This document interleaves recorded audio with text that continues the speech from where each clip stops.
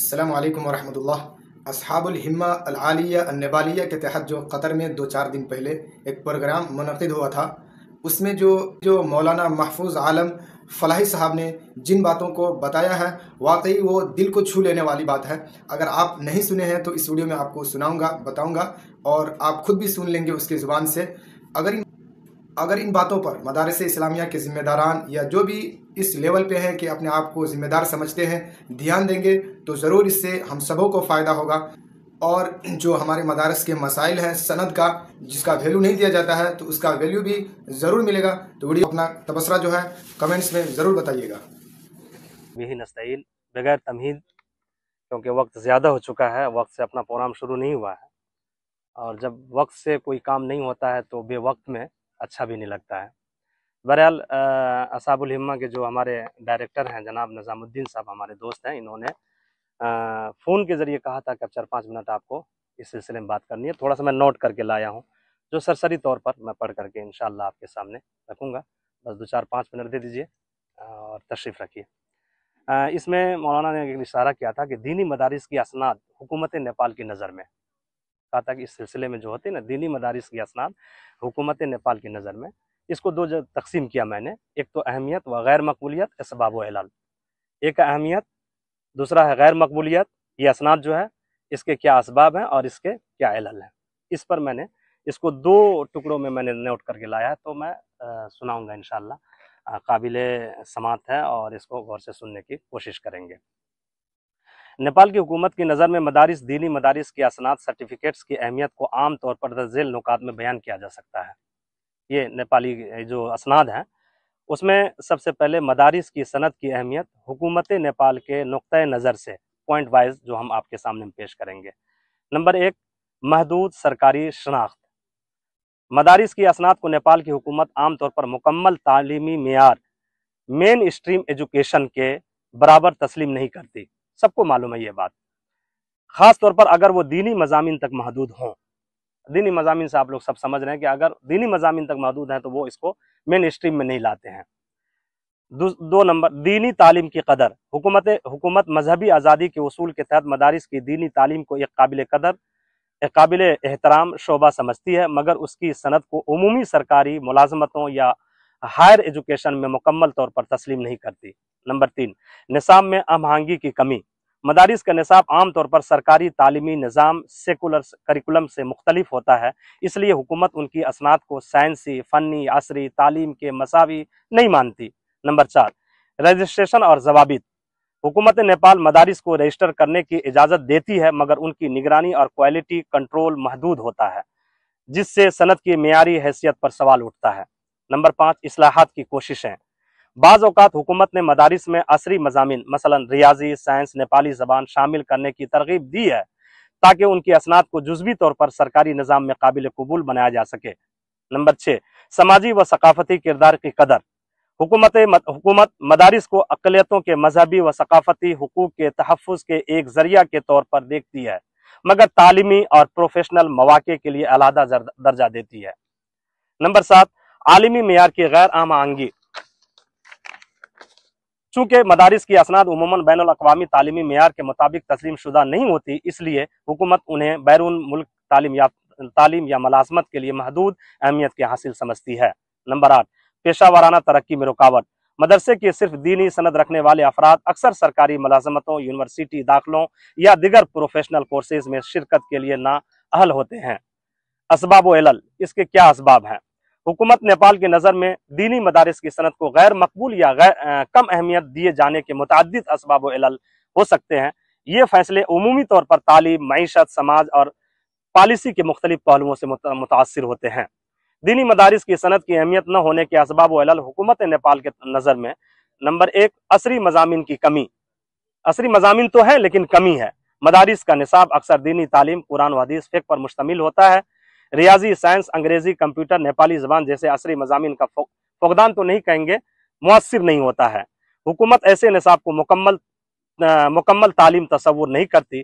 نصاب کی حکومتی معیار سے عدم مطابقت، सरकारी तालीमी इदारों का एक बाकायदा निसाब, सिलेबस और इम्तिहानी निज़ाम होता है।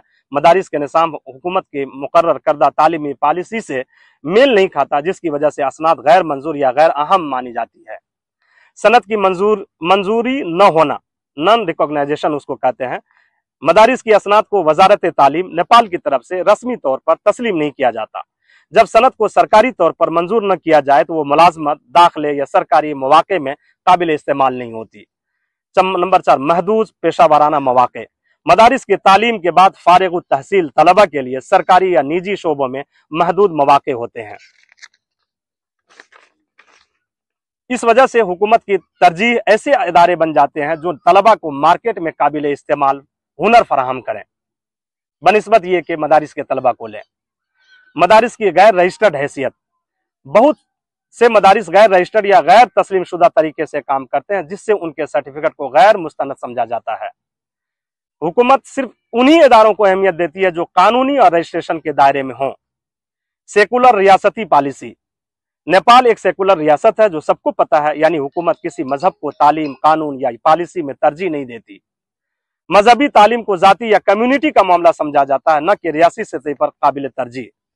बैनुल अक़वामी मेयार से फासले। दीनी मदारिस के असनाद आलमी या इलाकाई तालीमी मेयार, जिसे यूनेस्को या सार्क तालीमी फ्रेम वर्क के मुताबिक नहीं होती है। यूनेस्को का मतलब united nation educational, scientific and cultural organisation इसको कह लेते हैं, और सार्क का मतलब होता है south Asian association for regional cooperation. इससे सनद की साख और कबूलियत मुतासिर होती है, इसका अगर उससे इलाहाक नहीं होता है तो। नंबर 8, तालीम में इस्लाहात की जरूरत है। तरजीह। हुकूमत तालीमी शोबे में जदीद या डिजिटल तालीम, स्केल बेस्ड ट्रेनिंग को फरोग दे रही है। मदारिस इन पॉलिसियों से मुताबिकत नहीं रखते, इसलिए उनकी सनद को कम अहमियत दी जाती है। नंबर 9, मुआशरती इंजमाम में रुकावट।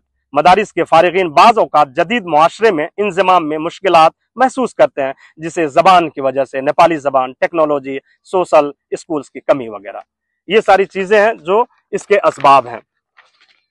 हुकूमत ऐसा तालीमी मॉडल पसंद करती है जो तलबा को कौमी धारे में लाए। कौमी धारे से मतलब नेपाल की जो धारा है, नेपाल की जो ज़बान है, मुअस्सिर तरीके से शामिल कर सके। हल तलाश और तरीक़ाकार। लास्ट है, नेपाल में दीनी मदारिस के असनाद को हुकूमत से मंजूर करवाना एक पेचीदा मगर मुमकिन अमल है। पेचीदा है लेकिन मुमकिन अमल है, बशर्ते कि कुछ इस्लाहात, ताउन और मनसूबा बंदी की जाए। नेपाल में मदरसा इस्लाहात और असनाद को हुकूमत से तस्लीम करवाने के मुमकिन तरीके। मदारिस का रजिस्ट्रेशन हुकूमत के साथ। सबसे पहला कदम मदारिस को रजिस्टर्ड तालीमी इदारा बनाना। नेपाल की हुकूमत के तहत चलने वाली ministry of education, science and technology से राब्ता करके रजिस्ट्रेशन का अमल मुकम्मल किया जाए। रजिस्ट्रेशन के बाद ही कोई इदारा सरकारी सिस्टम में शामिल तस्वुर हो सकता है। निसाब में असरी मज़ामिन की शमूलियत है, उसको मुअस्सिर बनाया जाए।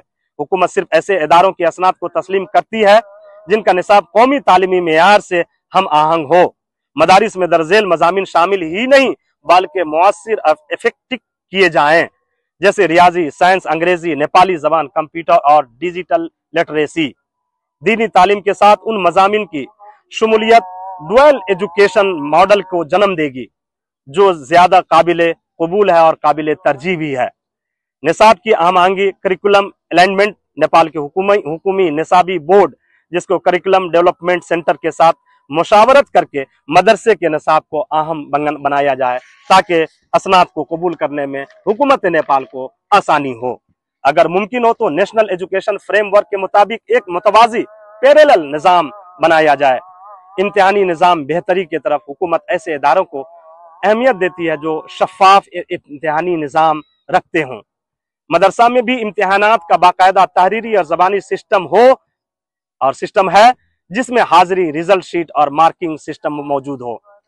असतज़ा की तरबियत, टीचर ट्रेनिंग वगैरह का भी इंतजाम हो। मदरसों के असतज़ा को प्रोफेशनल डेवलपमेंट प्रोग्राम्स में शामिल किया जाए, जो हुकूमत का प्लान है। तरबियत याफ्ता असतज़ा हुकूमत को ये पैगाम देते हैं कि इदारा तालीम के मेयार को बेहतर बनाने में संजीदा है। मदारिस का नेटवर्क बनाना और इत्तेहाद कायम करना बहुत जरूरी है। मदारिस को एक यूनियन या तंजीम के तहत मुनज़्ज़म होना चाहिए ताकि हुकूमत से इज्तिमाई तौर पर बात कर सके। इस इत्तेहाद के जरिए मदारिस हुकूमत से मुज़ाकरात, मुतालबात और तालीमी तजावीज़ पेश कर सकते हैं। मदारिस और हुकूमत के दरमियान राब्ता कायम करना बहुत ही ज़रूरी है। वजारत तालीम या मकामी तालीमी दफातर, डिस्ट्रिक्ट एजुकेशन ऑफिसेस से राब्ता में रहना ज़रूरी है। मदारिस के नुमाइंदे हुक्काम से मिलकर अपना मौक़िफ़ पेश करें कि वो असरी और दीनी तालीम को मिलाकर एक मिसाली इदारा बनाना चाहते हैं। बैनुल अक़वामी ताउन हासिल करना, इस्लामिक ममालिक जैसे तुर्की, मलेशिया, इंडोनेशिया के जो तालीमी इदारे हैं और उनके जो तजर्बात हैं उनको शामिल करना। NGOs और बैनुल अक़वामी तालीमी इदारों से ताउन हासिल करके मदरसा को इफेक्टिव किया जा सकता है।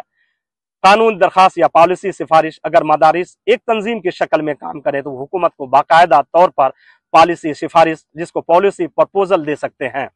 इसके तहत मदारिस को एक इंटीग्रेटेड रिलीजियस एजुकेशन सिस्टम के तहत तस्लीम करने की सिफारिश की जा सकती है। खुलासा तहरीर यह है कि मदारिस को चाहिए कि वो असरी मज़ामीन शामिल करके उसको मुअस्सिर बनाएं, हुकूमत के साथ रजिस्ट्रेशन और इल्हाक के तरीके इख्तियार करें, असतिज़ा की तरबियत और इम्तिहानी निज़ाम को बेहतर बनाएं।